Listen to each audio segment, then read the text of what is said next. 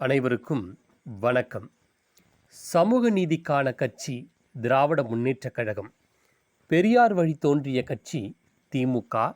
பெரியார் சமூக நீதிக்காக பாடுபட்டவர், நாங்களும் சமூக நீதிக்காக பாடுபட்டு கொண்டிருக்கிறோம் என்று வெறும் தம்பட்டம் அடித்து கொண்டிருக்கிறது திராவிட முன்னேற்றக் கழகம். உண்மையாகவே உளமாற திராவிட முன்னேற்றக் கழகத்துக்கு சமூக நீதியின் மீது எந்த ஒரு அக்கறையும் இல்லை என்பதுதான் நிதர்சனமான உண்மை. இது கேட்பதற்கு கசப்பாகத்தான் இருக்கும். ஆனால் சரியாக சிந்தித்து பார்த்தால் சமூக நீதிக்காக போராடவில்லை. சமூக நீதியை வெறும் சம்பிரதாய பேச்சுக்காக திமுக பயன்படுத்தி கொண்டிருப்பது என்பதுதான் உண்மை.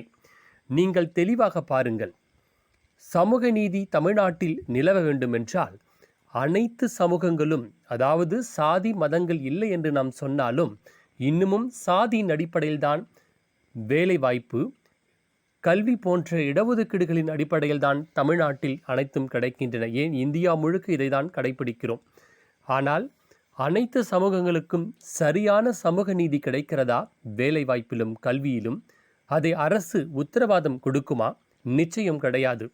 தமிழகத்தில் 18% தாழ்த்தப்பட்ட மக்களுக்கு கிடைக்கிறது. அதே சதவீதம் அளவில் அதைவிட அதிகமாக இருக்கும் சதவீத மக்கள் வன்னியர் சமுதாயம். ஆனால் வன்னியர் சமுதாயத்திற்கு 18% இடஒதுக்கீடு விழுக்காடுகள் கல்வியிலும் வேலை வாய்ப்பிலும் கிடைக்கிறதா? சமூக நீதி என்று பேசும் திராவிட முன்னேற்றக் கழகம் வன்னியர்களோடு 70க்கும் மேற்பட்ட சாதி மக்களை இணைத்துதான் 20% இடஒதுக்கீடு கிடைக்கிறது.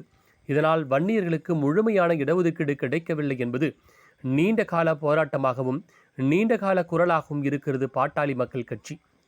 ஆனால் வெறும் மேடையிலும் விளம்பரங்களிலும் சமூக நீதி என்று பேசிக்கொள்ளும் திராவிட முன்னேற்றக் கழகம் சமூக நீதியை சரியாக தமிழ்நாட்டில் ஏற்படுத்துவதற்கு தயக்கம் காட்டுகிறது. வன்னியர்களுக்கு உள் இடஒதுக்கீடு 10.5 அல்லது வன்னியர்களுக்கு சாதிவாரி கணக்கெடுப்பு நடத்தி சரியான இடஒதுக்கீடை கொடுக்க வேண்டும் என்று தொடர்ந்து குரல் கொடுக்கிறது. ஏன் கடந்த 2019 ஆண்டிற்கு முன்னதாக விக்கிரவாண்டி சட்டமன்ற இடைத்தேர்தலில் தற்போதைய தமிழக முதலமைச்சர் எதிர்க்கட்சி தலைவராக இருந்தபோது திமுக ஆட்சிக்கு வந்தால் சாதிவாரி கணக்கெடுப்பு நடத்தி வன்னியர்களுக்கு சரியான இடஒதுக்கீடு வழங்கப்படும் என்று பொய் உரை அளித்தார். ஆனால் இவர் ஆட்சிக்கு வந்து 4 ஆண்டுகள் கடந்து விட்டன. இப்பொழுது சாதிவாரி கணக்கெடுப்பை பாஜக தான் நடத்த வேண்டும், அவர்களுடன் கூட்டணி இருக்கும் பாமக தான் அதை நீங்கள் சொல்லி அவர்களை சாதிவாரி கணக்கெடுப்பு நடத்த வேண்டும் என்று சொல்கிறது திமுக. பாஜக சாதிவாரி கணக்கெடுப்பு நடத்த நீங்கள் ஏன் இங்கு தமிழ்நாட்டை ஆண்டு கொண்டிருக்கிறீர்கள்? பாஜக இந்தியா முழுக்க சாதிவாரி கணக்கெடுப்பு நடத்த வேண்டும். உங்களுக்காக தமிழ்நாட்டில் மட்டும் சாதிவாரி கணக்கெடுப்பு நடத்தக்கூடாது. சாதிவாரி கணக்கெடுப்பை ஒரு ஊராட்சி மன்ற தலைவர் கூட நடத்தலாம். இது சட்டத்தில் இருக்கிறது. அதை செய்ய ஏன் திமுக அரசு யோசிக்கிறது? ஏன் மத்திய அரசு செய்கின்ற எல்லா செயலையும் நீங்கள் ஏற்றுக்கொள்வீர்களா? சாதிவாரி கணக்கெடுப்பு மட்டும் மத்திய அரசு நடத்த வேண்டும். மத்திய அரசு அனுப்புகின்ற ஆளுநர் உங்களுக்கு தேவையில்லை.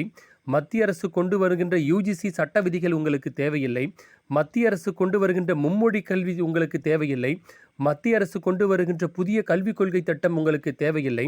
மத்திய அரசு கொண்டு வருகின்ற டங்ஷன் திட்டம் உங்களுக்கு தேவையில்லை. மத்திய அரசு கொண்டு வருகின்ற நியூட்ரினோ திட்டங்கள் உங்களுக்கு தேவையில்லை.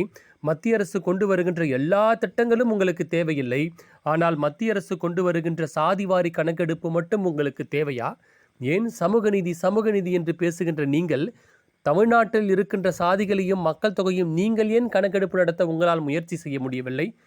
மாநில அரசு மத்திய அரசு கொடுக்கின்ற தேசிய விருது சினிமா துறைக்கு கொடுப்பது போல நீங்களும் ஒரு விருதுகளை கொடுக்கிறீர்கள், மாநில விருதுகளை.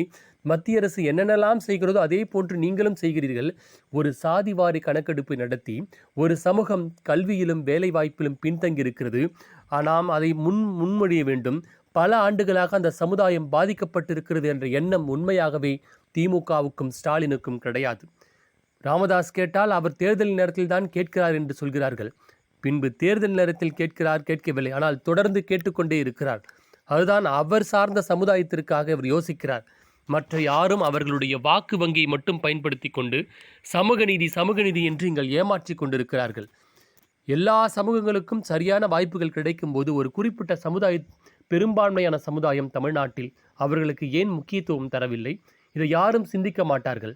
எல்லாரும் சாதிவாரி கணக்கெடுப்பு நடத்துதுங்கள் என்று சொல்வார்கள். ஆனால் இந்த சமுதாயம் பாதிக்கப்படுகிறது யாரால் சொல்வார்களா? விஜயகாந்தோ ஏதாவது ஒரு அரசியல் கட்சி அதை சொல்வார்களா? என்ன தயக்கம் இந்த சமூக